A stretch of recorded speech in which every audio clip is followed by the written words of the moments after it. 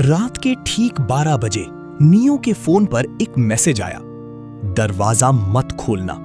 लेकिन मैसेज पढ़ने से पहले ही सामने वाला दरवाजा खुल चुका था। पूरी बिल्डिंग में सिर्फ नियो जाग रहा था, बाकी सब दरवाजे बंद थे। फिर अचानक सामने वाले फ्लैट से एक पुराना गाना बजने लगा और उसी समय नियो के फोन पर एक मैसेज आया, दरवाजा मत खोलना। लेकिन मैसेज भेजने वाला खुद नियो था। नियो इस शहर में बिल्कुल अकेला था। नई नौकरी, नया कमरा और नई जिंदगी, लेकिन अंदर से वो हमेशा खाली महसूस करता था। दिन में बिल्डिंग सामान्य लगती थी, लेकिन रात होते ही सब बदल जाता। गलियारे शांत हो जाते, हवा भारी लगने लगती और हर रात सामने वाली फ्लैट में हल्की रोशनी जलती। अजीब बात ये थी कि उस फ्लैट से कभी कोई बाहर नहीं आता था, न कोई आवाज, न कोई हलचल। फिर भी ऐसा लगता था जैसे अंदर कोई मौजूद हो।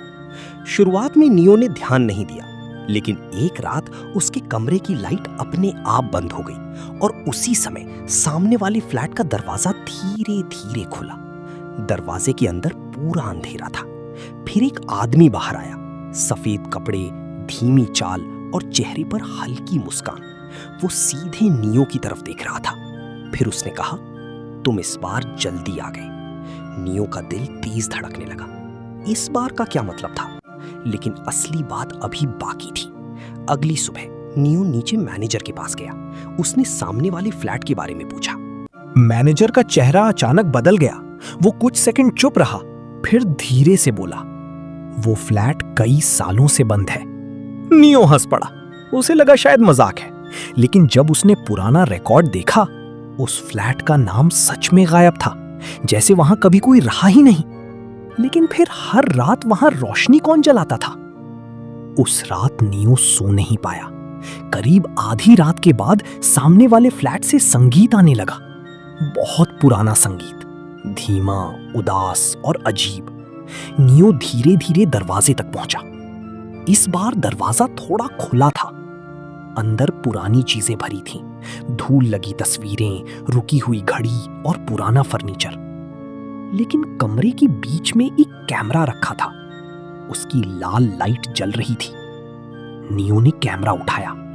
स्क्रीन अपने आप ऑन हो गई और जो उसने देखा, उससे उसके पैरों तले जमीन खिसक गई।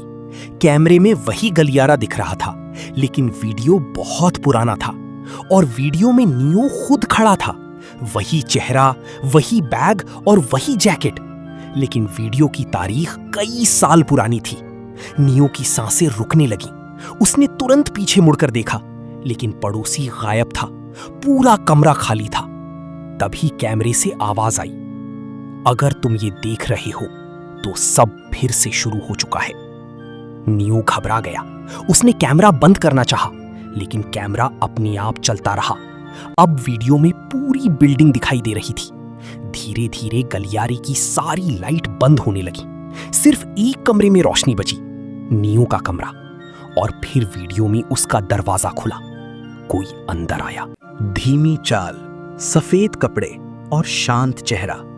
वही पड़ोसी, लेकिन इस बार उसका चेहरा साफ दिखाई दे रहा था और वो चेहरा बिल्कुल नियो जैसा था। नियो के हाथ कांपने लगे। कमरे की सारी लाइट झपकने लगी। दीवारों पर परछाइयां हिलने लगी। फिर कैमरे से आखिरी आवाज आई, हर कुछ साल बाद ये बिल्डिंग किसी नए इंसान को चुनती है और फिर वो इंसान धीरे धीरे गायब हो जाता है।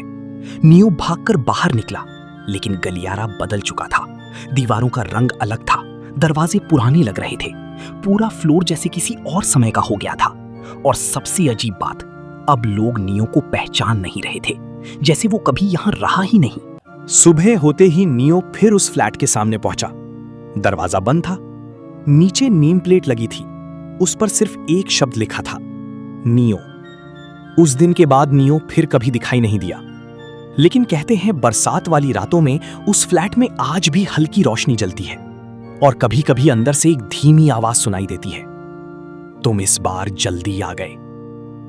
अगर तुम्हें ऐसा मैसेज मिले तो क्या तुम वो दरवाजा खोलोगे?